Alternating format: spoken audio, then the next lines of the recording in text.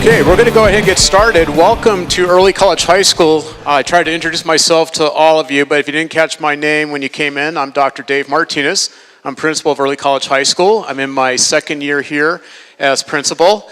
Just some real quick background is I've been in the school district now my 14th year. I started over at Newport Harbor High School since 2003, and I was there for 10 years as an assistant principal. And then I had the good fortune of working at Estancia High School for 2 years from 2013 to 2015, also in the capacity as an assistant principal.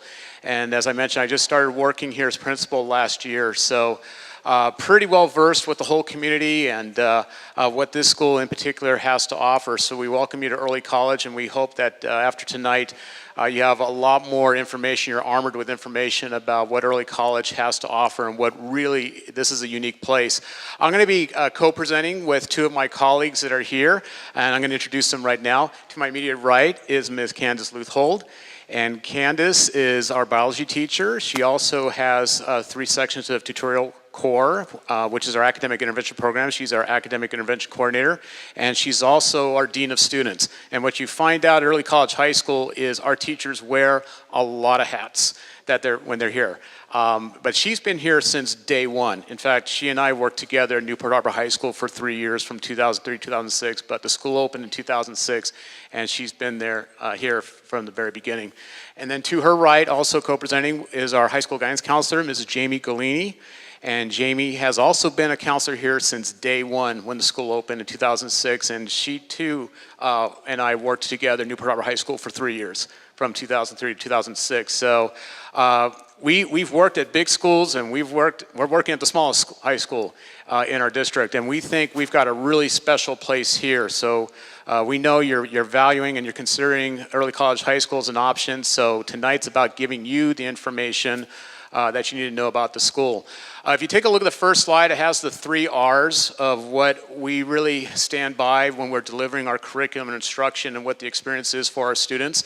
It's rigor, relevance, and relationships. The rigor, obviously, is that we are going to be delivering a guaranteed and viable curriculum to your students that's going to have meaning to it and purpose to it to help prepare them for the next level. And that next level is something they actually do experience while they're here at Early College High School, and that's actually experiencing some college classes while they're taking high school classes. There's relevance as a factor, and the relevance piece is that tying in that material that they're learning to whatever their career endeavors may be and giving them those skills, because we're hearing that we need to develop kids with skills that are job-ready skills. So this is information that will help them to be able to do that, the critical thinking skills, be able to work collaboratively in teams, and so forth. But most important is really the relationships factor. This school is small enough that our kids are tight, and it's family for them. They feel it's family. And when they go through the experience of 4 years, I mean, everybody really gets to know each other and appreciate each other, and the respect factor for everybody is quite high. So those are the 3 main factors that we have that's going for us at the school. So here's our mission statement for Early College High School. Early College High School will genuinely engage a wide spectrum of students by offering a complete and rigorous curriculum supported by technology aligned to aligned to student interests and state standards. Flexible and innovative coursework with an applied learning focus will be provided in a challenging and supportive environment. Students will earn a high school diploma and have the opportunity to earn an associate degree, enabling them to pursue a career path or four-year university. So through the presentation, what you're going to get the flavor of is that I'll tell you what early college is not. I'll tell you that right off the bat. It's not an acceleration program where your child can get through high school faster. They will be here for 4 years. They will have, most of you, raise your hand if you're an 8th grade student. Okay, so right now you are class of 2017 in your 8th grade class. If you come to Early College High School, you'll be in the class of 2021. But while you're here for the 4 years, you're taking a combination of high school classes and also college courses. And the college courses are actually offered here on the campus. It's nothing that you would go off-site that you'd have to do. All the classes are here within the regular bell schedule. But what the advantage that you have is that you're going to earn an incredible number of units. And you'll find out that when you graduate from high school, there's a minimum number of credits you need to earn. The typical student here at early college high school is really above that. And they've got a profile of classes that are dual enrollment classes, or dual credit classes, I should say, where you get high school credit as well as college credit. You're going to be seen as a college student right when you enroll. So we have an array of classes that we'll go through with you so you have an idea of what that can look like through your 4 years. So some facts and stats about early college high school. The school just turned 10 years old.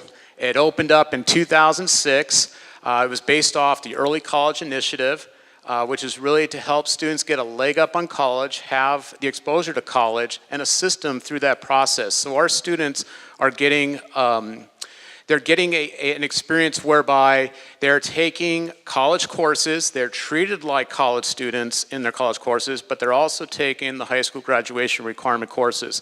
And it's purely designed to have students take the necessary prerequisite courses that would have them eligible to become a CSU student, a UC student, and many of the colleges and universities across our nation.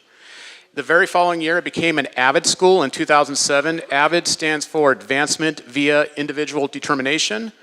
This is a very well-known program. Actually, it started in San Diego back in the early 80s. It's about 36 years old right now.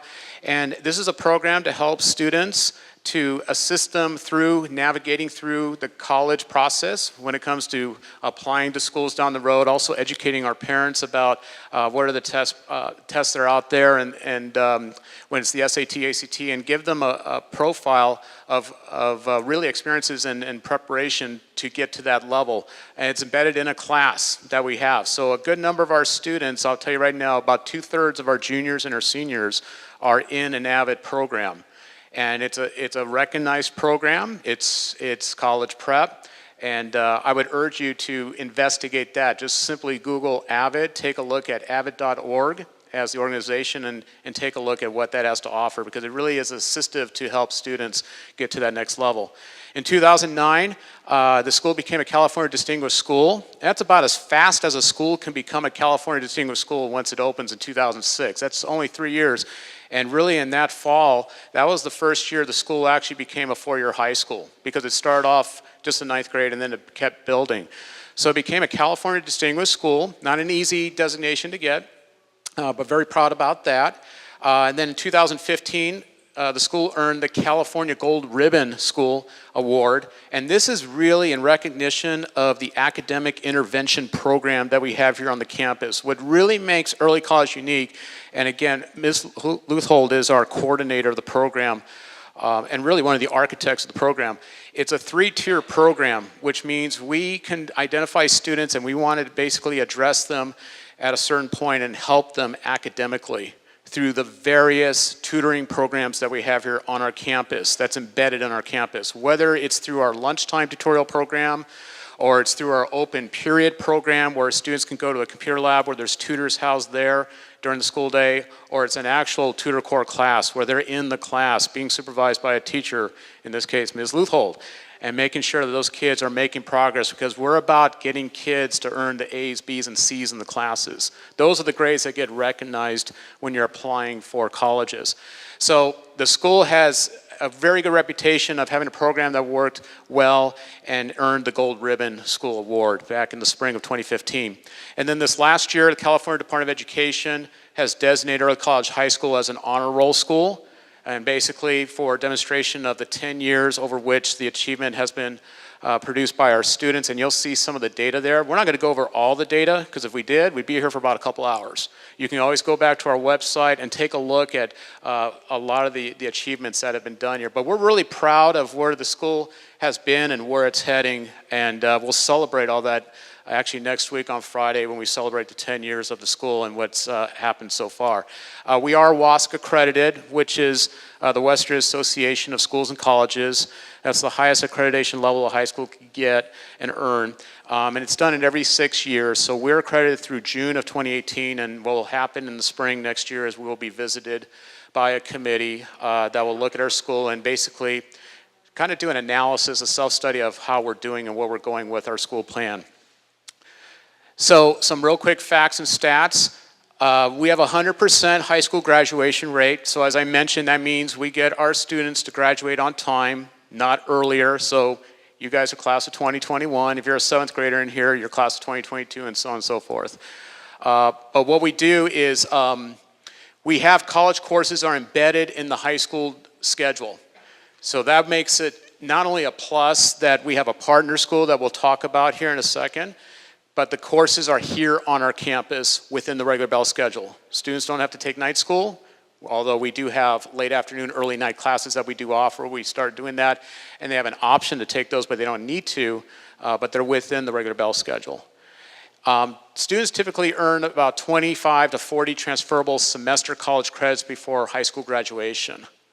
So this is college credit on a college transcript. So by the time you graduate, you have some choices to make, because typically a lot of our students, what they're doing is they're kind of earning about a year's worth of college credit, you know, give or take a few credits. And again, our students are not only trying to get a leg up on college, but it's also a money saver for them as well. The college courses they take here are free. They don't pay anything. Textbooks are issued out just like high school textbooks. So everything is free. We're a public high school within the district.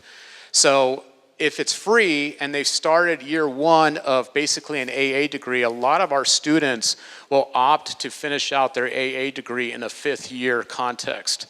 And since we're partnered with Coastline Community College, many of our students will just continue as Coastline Community College students and finish their AA work in that 5th year, and then they have the choice to be able to move on to a 4-year college university. So when you take a look at the breakdown of our graduating class, those are really kind of general fractions that are there.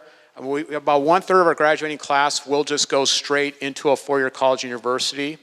And they usually will come in at a status higher than a freshman level because they have that freshman credit.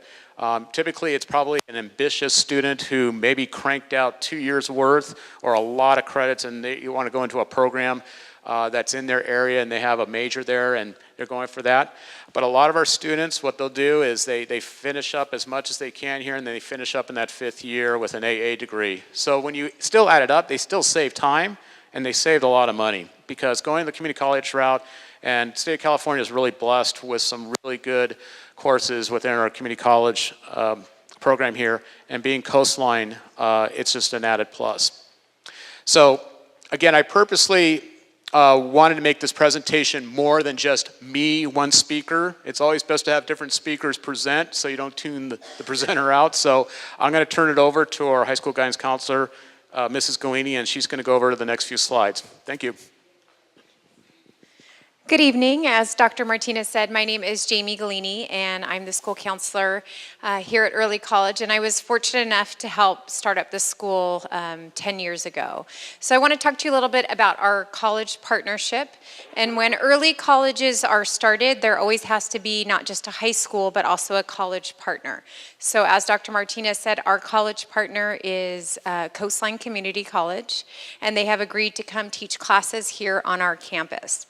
So when we first designed the program, what we did is we went through their course catalog and we picked all classes that are general education classes. So it doesn't matter what students major in college, these are classes that are going to help them get ahead. And we went through different categories that they have at the community college level and chose specific courses that we felt our students could be successful in, that they would find enjoyable, and that would give them exposure to a wide variety of classes at the college level.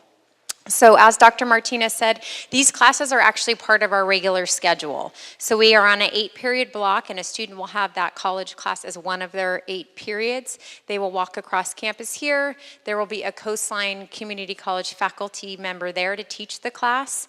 When the class is over at the semester, they will issue a college grade to them, which will appear on their Coastline transcript, and we will also give them high school credit for that class. So that's where we get that term dual credit for that. It does count towards their graduation requirements. So all of the classes are free. The tuition is waived, as well as our textbooks. So as Dr. Martinez said, we check out the textbooks each semester. Some of our textbooks run over $200 per class, which is very typical of a college class.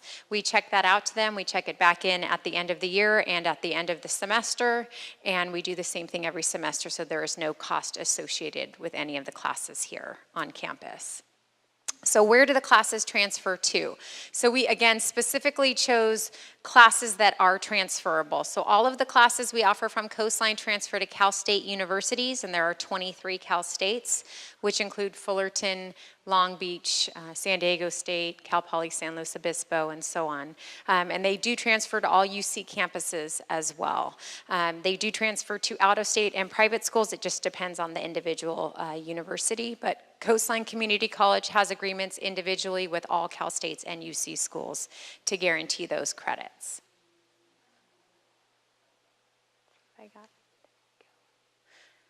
Okay, so how does it work? So the college classes are part of their regular school day. So a student goes to high school here for 4 years. They're not doing anything extra other than choosing early college high school as their high school of choice. They are taking extra classes. So our students, a regular high school student may be enrolled in 6 classes as a 9th grader, and our students typically take 7 classes. So that 7th class is their college class, and we have our students start in the first semester of their 9th grade year. So if our students take at least 1 semester class starting in the fall of 9th grade, most of our students have completed at least 8 college classes by the time they graduate, anywhere between 24 and more college classes. We do have some seniors and juniors who start to double up on their college classes, so they are graduating with even more than the 24 credits. Oh, showing you stats. Okay, so the other unique thing about Early College High School is that we are a small high school. So we are roughly 250 students, and early college high schools were designed that way for a reason. We can never be more than 400 students because of the type of time and attention we want to make sure we can dedicate to our students. So on average, our class size is 25-1. That includes our high school classes as well. So some of the college classes our students are taking from Coastline, they may go over to Coastline or OCC, and those classes could have 200, 300, even 400 students in them. And here they're taking the class with about 25 early college high school students. In addition to that, the students who are in those classes are only early college high school students, so there won't be other college students here on campus. It is just our students who are allowed to take the Coastline classes here on our campus. We also, in addition to my time spent here, we do have a college counselor from Coastline Community College, and she is here 3 days a week to help students figure out what they want to do in terms of their major, find out about transferring, and then also advise those students who want to finish their AA degree from Coastline Community College. So you will see an overview of our classes. We are just like any traditional high school in our district. We have the same exact graduation requirements. So we have a list of classes that we advise students to take. We are different than other schools in that all of our classes are college prep. So they don't just count for graduation, but they also help you get entrance into a 4-year university. And we push our students beyond the minimum requirements because we know to be a successful college student, you can't just do the minimum high school graduation requirements. So we encourage all of our students to do 3 and 4 years of math and not stop at the minimum of 2 years, because to get a college degree, you need math. And so we want our students to have that foundation. As well, for our science classes, we have biology, chemistry, and physics, which are the 3 core science classes that universities want students to take. We also offer Spanish as our world language. Students can get a foundation in the first year in high school, and then after the first year, it's actually a college Spanish class that our students take, which helps them meet a UC graduation requirement as well to do a college level language. I keep pushing this. Apparently. I also want to talk to you about our schedule. So one of my favorite things about early college high school is that when it was designed, we got to come up with the school from scratch. So we didn't have to do it just because that's how it had always been done. We got to look at research and data and come up with a school that we felt really had a student's best interest in mind. So what did we do? So we came up with an 8-period block schedule. So what that means is that students, if they have all 8 classes, and I must preface this with, I do not sign students up for 8 classes unless they want 8 classes. So at a minimum, students are signed up in their 9th grade year for 6 classes, and then for those who we feel are ready for the college and want that challenge, that would be a 7th class for them. So my 8-period students, we just had our guitar class, our college guitar class get out. They want to do stuff after school, so they have signed themselves up for more than what we are asking them to do here. So what does our 8-period block look like? It looks like this. So on Mondays and Wednesdays, the students have their odd period classes. So if they have periods 1, 3, 5, and 7, they would have those on Mondays and Wednesdays. Our block periods are roughly 90 minutes. And we feel it's a great opportunity, especially Ms. Luthold can speak to it in science classes and math classes, art classes, where you really then can get in depth with labs and projects that they're doing in that time frame. Tuesdays and Thursdays are even classes. It's periods 2, 4, 6, and 8. In between the 2 block periods is our hour-long lunch. We have an hour-long lunch for the reason that we want students in the first half of lunch to be able to access help from their teachers. So all teachers' classrooms are open if students would like help, have questions, want support from other students. That is the first half of lunch for our students, or students can enjoy an hour-long lunch here on our campus as freshmen. On Fridays, it is our traditional schedule. So on Fridays, we have all of our class periods with the exception of the college classes. The college classes meet just twice a week for 90 minutes, and that becomes a free period for our students on Fridays, where they can, again, go talk to teachers if they happen to have a free period. They can go to our computer lab. They can do what college students do, where they're mature and they're on campus and they get to spend that time as they choose. So one of the other things besides the block schedules, we looked at the start time for school. So I can't do it that much here because we don't have quite as many students, but I will anyways. How many students don't need to set an alarm to wake up for school? There's always a couple. I admire that. I was not you when I was in middle school, but most of our students, I usually have like 200 students when we go out to our feeder schools and do this presentation. There's always a couple, but the majority of teenagers are up later and later and later, and they're waking up earlier for school. So they're coming to school sleep deprived, they're tired.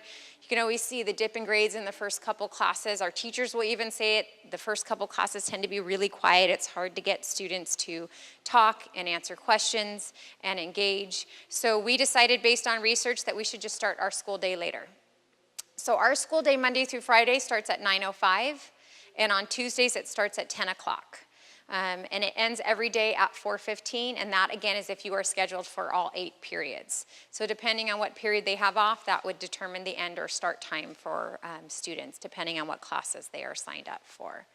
The nice thing about our schedule is it gives our teachers every Friday an hour to work and collaborate, to talk about projects, the type of learning that is going on in their classroom, and to always be able to access other teachers to talk to them and improve what we're doing in our classrooms. I also wanted to talk about our school calendar. Because our students are college students, we had to align to the college calendar. So our first day of school this year was August 10th, and our last day is June 1st. So it's the same number of school days, it's just a completely different configuration. And after being here for 10 years, I can tell you that the configuration, in my opinion, really, really works well for students. So what this means is when we start in August, our winter break, our first semester is over the day before we get out for winter break. So it is a final semester for our students.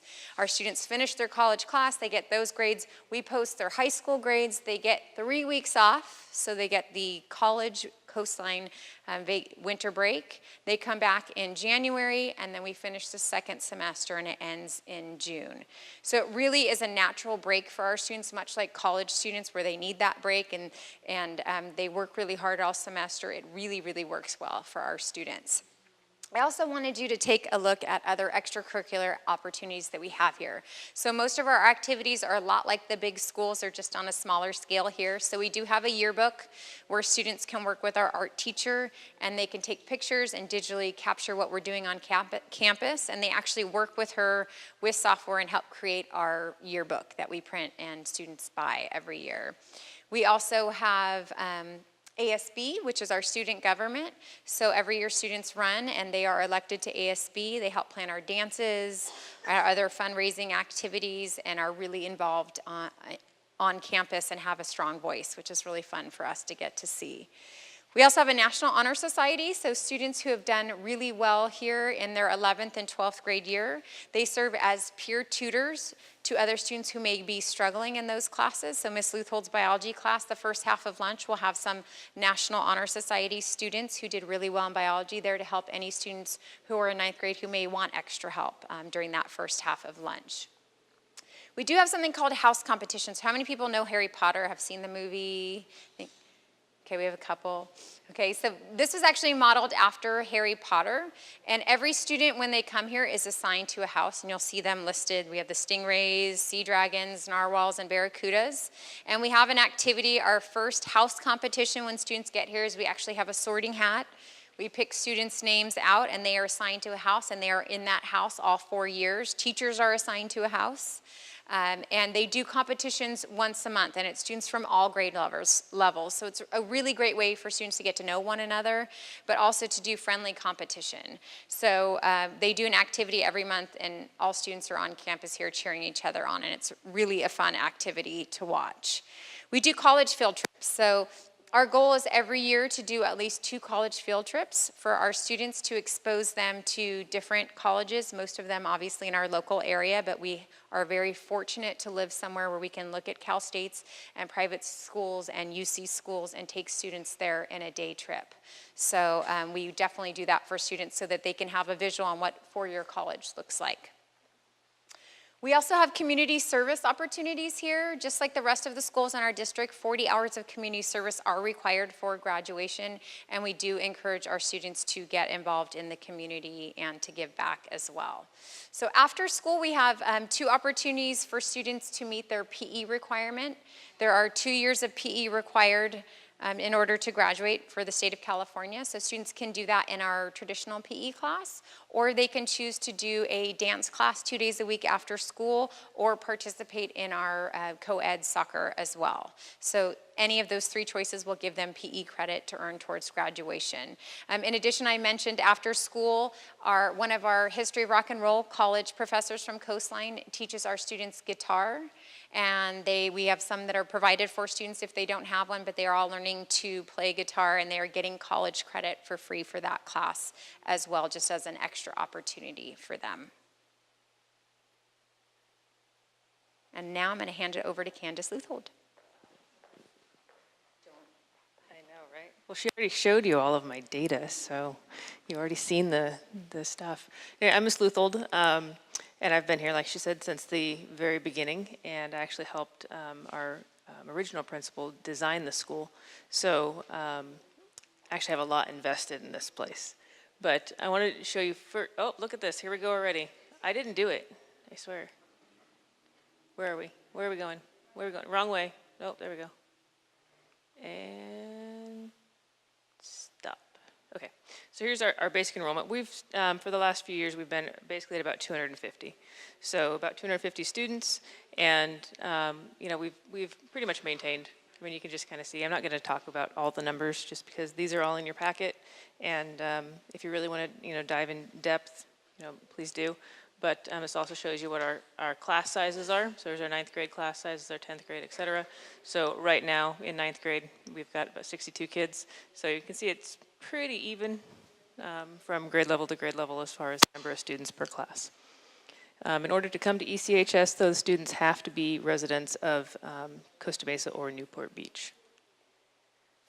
So here's our past API rankings. API was based on the old CST scores, also the exit exam, which those aren't used anymore. So this, though, right now what the state is using is seriously? There we go.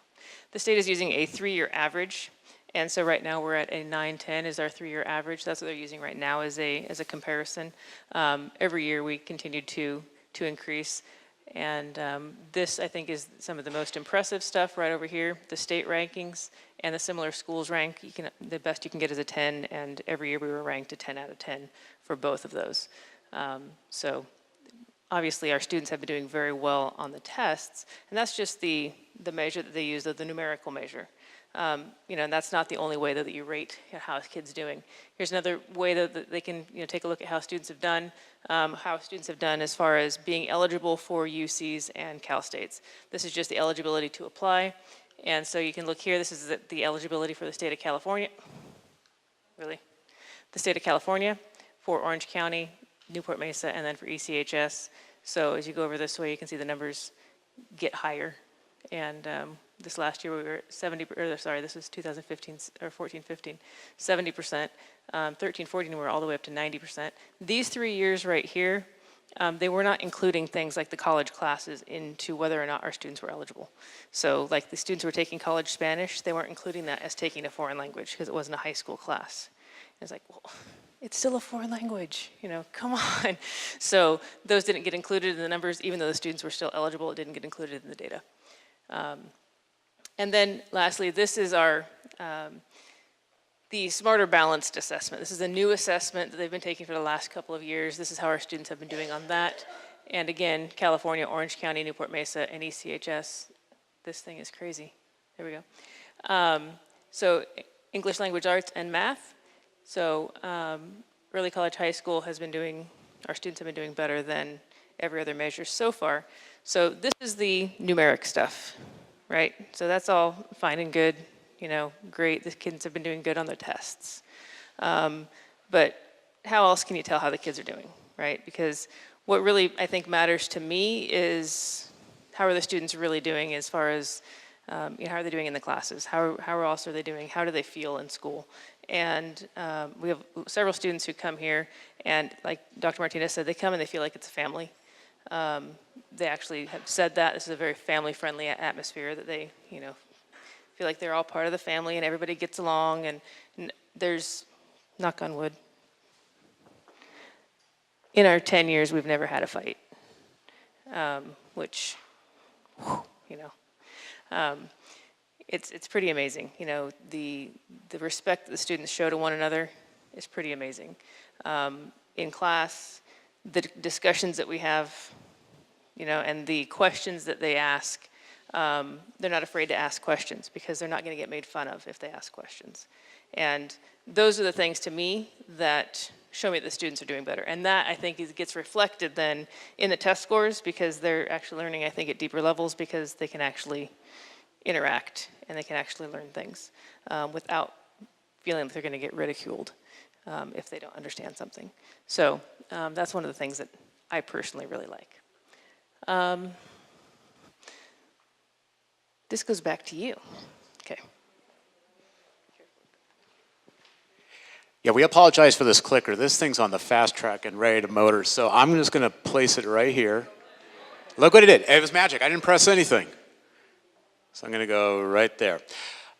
Some important points were hit upon about the school because, the culture aspect of it is really important. And, around the room, you see some buzzwords. We talked about some of these buzzwords. I'm on the wall on your right. That was on the first slide, rigor, relevance, relationships. And then Mrs. Galini talked about the houses. Those were on your left there. That's what makes the school unique. This is a school that really does not have a mascot. They adopted the house model. They embraced it. That's what makes us unique. That's what our assemblies are. We don't have a cheerleading unit out there. We don't have a band that plays. Our kids are the assembly. They compete out there, but it's all done in good fun.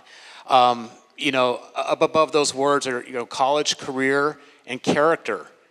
I mean, we have to have our young people be able to compete in a global society and an economy and get them ready for that. It's just beyond probably what they know their existence to be, which has been by and large Costa Mesa, Newport Beach. It's about expanding their horizons. So, we make that purpose of we want to send our kids to 2 college field trips per year is to be able to see what else is out there.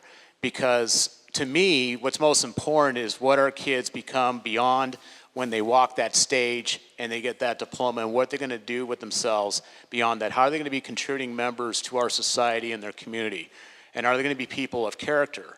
Because those are the people that you want to have on your team and working in your employment. Young people in the high school range make up about 20% of our population, but they're 100% of our future. That's the way I look at it. So we got to be invested in them and give them those skills to be ready. You know, the last 6 words on the back wall, those are the character words that we really stress, and we do actually celebrate character at the school, and it's important because that's all part of the mix. It's not about just getting the high GPA. It's not about getting into the school with the brand name, so to speak. It's about who you're going to be, and are you going to be able to embody those traits as you go through this. So, you know, why ECHS? There's a lot of reasons why. There's a lot of reasons to consider the school that has a lot to offer. And I tell people this because I've worked in the district. You know, we are blessed to be working in a district where we have a number of high schools that have some really good things to offer. But Early College High School is a really unique school of what it can offer. So, you know, you have the opportunity to earn the college credit, and we touched upon that. That's a possibility. In all 4 of your years, you have the ability to access the college classes on our campus through Coastline Community College, which has a very good reputation, celebrating its 40th birthday. It's very top-notch, very well recognized. You have the opportunity to receive academic assistance. So parents, I'm going to ask you to raise your hands. How many of you remember your Algebra 1 to a T? That's what I thought, to a T, okay. You know, parents, we have a tough job. I really think parenting now is really, really a demand. You know, what a huge help it is for your child to be able to get that help while they're in school rather than after school, and those opportunities are there. And Ms. Galini made the point that we purposely don't want to put a student in 8 classes in the 8-period model. And I was in the district when Early College came up with the 8-period model. Now every single high school has the 8-period model. Every single one of them does, and it's really kind of patterned after, you know, what Early College did. There's some really good stuff, but it allows the students to be able to get that help within that period that they have open. So they haven't gotten yet to the hour-long lunch, and the thing is, you have to earn that hour-long lunch. You have to have A's, B's, and C's. If your grades slip down to below a C, I really don't like to use the 2 letters when I talk to kids. I said, you're below a C, then you're going to have to go to tutoring at lunch at the beginning for the first 25 minutes. It's going to be required that you go there Monday through Thursday. We're going to do it. Dig yourself out. That's what it's all about. Lastly, you have the opportunity to advance yourself as a student and a person in a small supportive environment with staff who cares about students. You know, I don't know how much you hear the word love, but we love our students here. Okay, we love them. Okay, we're going to nurture them. It takes a village to raise a child. That's the approach that our staff has. So, you know, we have our 10 high school teachers, and we have 10 adjunct professors. They really do care about our kids. I mean, we really want to see them succeed because we know we have kids that are coming to us that are dealing with some challenges. And, you know, it's great, the achievement that's happened with our students, but a lot of those students really worked hard and overcame obstacles to get to where they are. And they're still, you know, pushing that rock, whatever it is, however it is, they're still pushing it. And they're dealing with other responsibilities at home. You know, a lot of our kids are working and trying to manage their time to do what they need to do here. So, you know, I use the acronym of GRIT with our students. It takes a lot of grit to get through life. So you just can't, you got to develop that and just get through that. But our adults that work here, we're a small, but we're a really mighty team, and everybody wears a lot of different hats. So we'll do whatever it takes to help your child through. So that's really what we're about. So this is the last slide, and I'm going to direct you to take a look at your folder, because inside your folder there's some important information, and it kind of ties into what this last slide has there for you. If you didn't grab a folder, there's plenty of them on the side table over here, as well as today's PowerPoint, and I promise you the PowerPoint will not advance on you quicker than you need to read it. But if you take a look at it, first thing is, this is an application-based school, so you must submit an application. You have a sample application in the right-hand sleeve of the folder. So it says sample. That's what it looked like if you were to enroll this year. It was for the 16-17 school year. But it gives you an idea of what we're looking for when you fill out the application. What we're not looking for is letters of recommendation. We're not a private school. What we're looking for is what's coming from the child and what they write in that application, and that they write it down. It's coming from them. Short responses, why do they want to come to Early College High School? What are the strengths they have? we want to know the why behind why they want to come here. So that's what the application is going to look like. Our application for next year for the 17-18 school year will become active online on our website on February 1st, 2017. So if you know of any families that couldn't come out tonight and they have a child who's interested in early college, there actually will be a second opportunity information night that we'll have again. It will actually be the day before that day on January 31st. It's a Tuesday night. Or if you want to come here again to get another run through, you're more than welcome to do that. Now, we actually have 2 deadlines. So let me kind of explain what that is. We have an early acceptance deadline. So if you want to know early on if your child's going to be accepted to early college high school, we have a March 17th deadline. If we get those applications in by then, we have a small committee that reviews the applications, and then we'll make a determination, and we will let you know what the decision is before the end of the month of March. Our last acceptance deadline is May 5th, so you can still apply even after March 17th. And then by May 5th, we'll take again a look at the applications, and then we'll let families know definitely before Memorial Day weekend, but probably about 2 weeks after that date, around there. That's our website. We really try to have our website be a living document of information. It changes from day to day. It has everything that's going on at the school. Week to week, we started doing some video posts. Our ASB kids started doing that.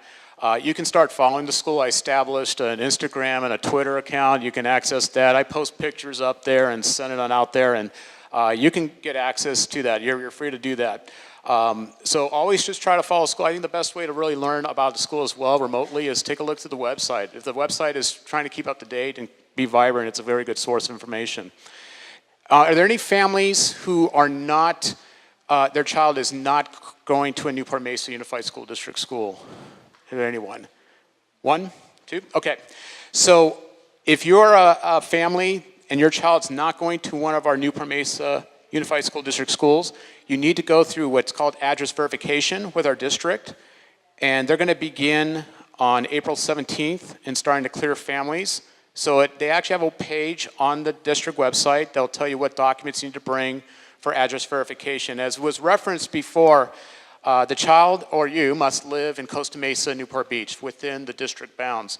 But if you're going to be new to the district, this is something you need to fulfill as an address verification. Once you get that completed, then we are in a position to accept the application for consideration. So it's about 2.5 weeks before that last acceptance deadline. It's not going to delay decision making. This is not first come, first serve when it comes to the applications. We typically get about, last year we got over 100 applications. And quite frankly, we're not going to accept everybody. We accept most, and we offer the invitation for them to come to early college high school. But, this is something that you really need to take a look at the school. And so we have some other opportunities that you can learn more about the school if tonight wasn't enough. So inside your folder on the left-hand side, there is some other events that are happening. There's some campus tours that you can sign up for. And there's also a couple of student shadow days. We particularly picked those days because our breaks are a little bit different than everybody else, because we really do market mostly to the kids that are attending a current school in our district. So we picked a couple of days that you guys are not in school because we're really not interested in you missing school, but you can spend a day or a half a day with us and get to learn more about us. But we also have after-school campus tours that's open to the families, and there's a number to call if you want to sign up for that. And then also, we're going to be going out to the middle schools, the feeder middle schools, in January and February. We're going to speak with the 8th graders that are there, and they get their own presentation. It's not as long as this one, but we go over really the nuts and bolts and how they can apply. So during January and February, we'll hit the schools there. There's a brochure that's in there as well, and there's also another, like I said, we can share a lot of data about the school. There's a colorful data chart in there that's a comparison of how our school has been doing. So you can take a look at a lot of the numbers. The numbers have a lot to say, but the best way to really learn about a school is talk to the people, talk to families whose child or children have gone here, and they're always good sources as well. So it's 7:15 right now. We do have some time to answer any questions if you have any, if anybody is brave to do that. And I'll be honest, if you're going to raise your hand and ask a question, because we are videotaping this, I'm going to be like Phil Donahue, if you remember Phil. I'm going to go race out to you and put the mic in front of your face so you know that's going to be coming. So. We do We have somebody here who could actually give a first-person account of what it's like to be a student at Early College High School. A graduate from what year, Omar? Was it 2011? Yeah. So, tell us about your experience here. So my name's Omar. I came here 9 years ago. I'm currently in a master's program here at UCI for my civil engineering. So that should tell you something about this school is that they really do prep you pretty well for when you go to college.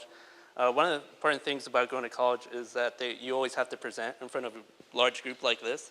Many kids, when they go into college, one of the first classes is you're going to have to present in front of a group of people, and people just flail.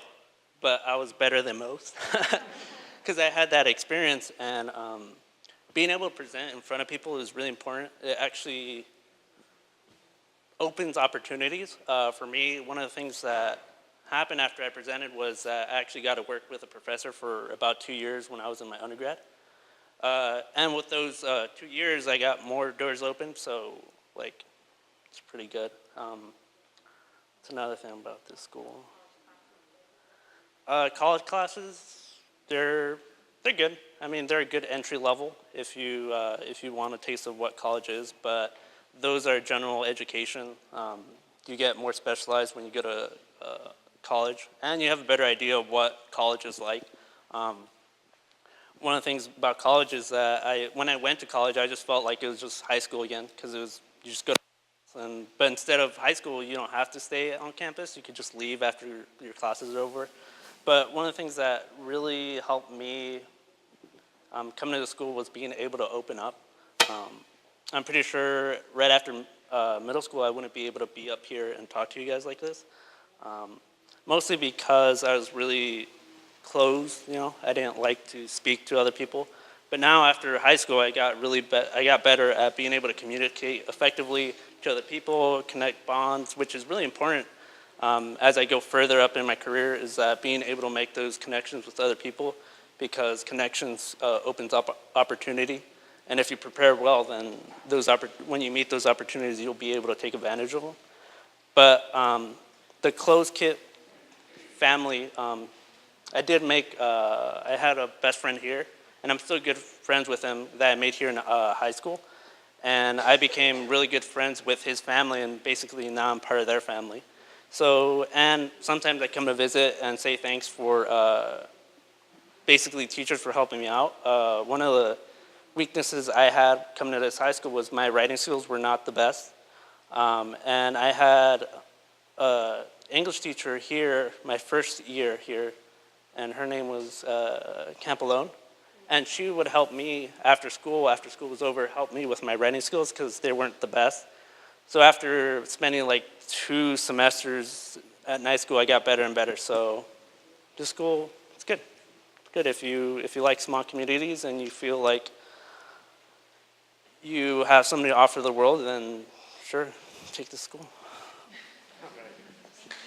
Any questions? No. Any questions for Omar?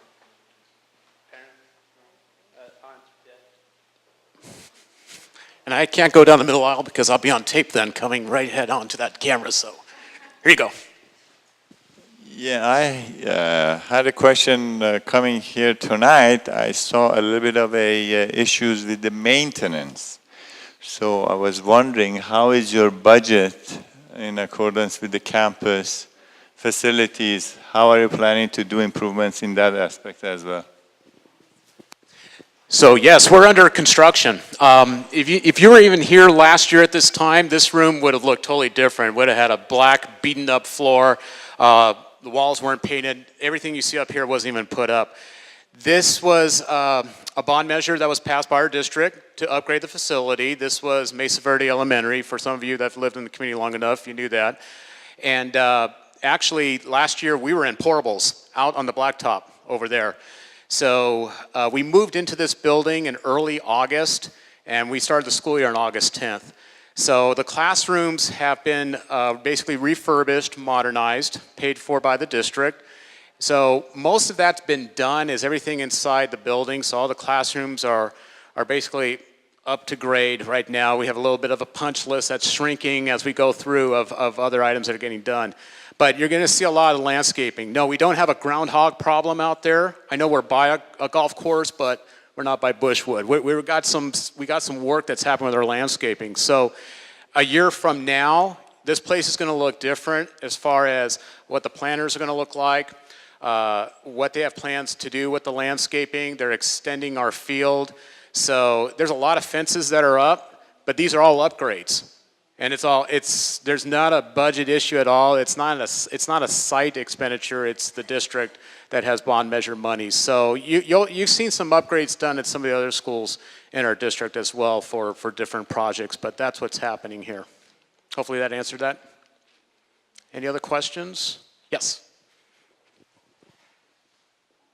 Thanks. Obviously, there's limited number of slots for enrollment. So I'm just curious how many applications you typically receive and what the percentage of acceptance is.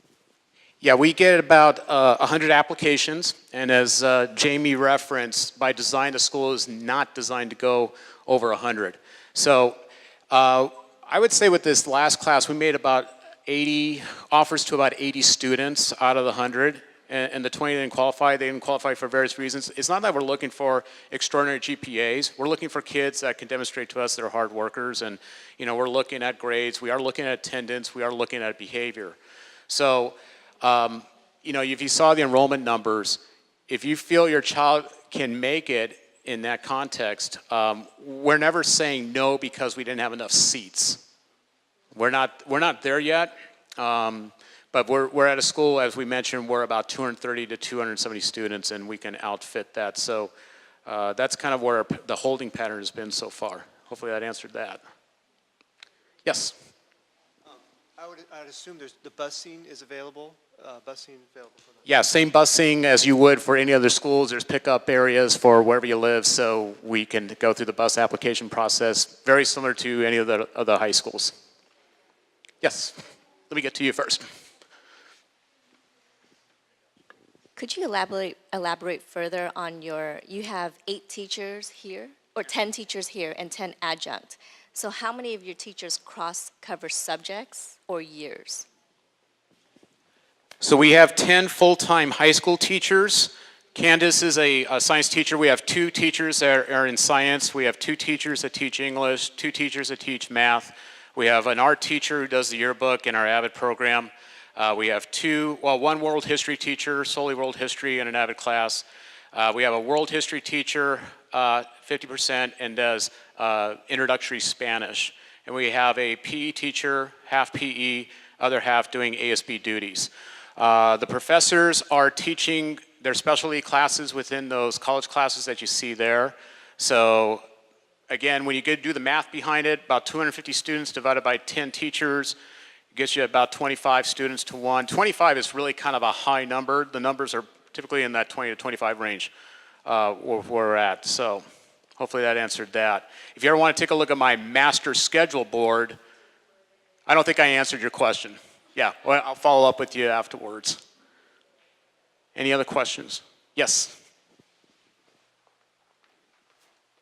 Certainly, early college heights has a lot to offer a student.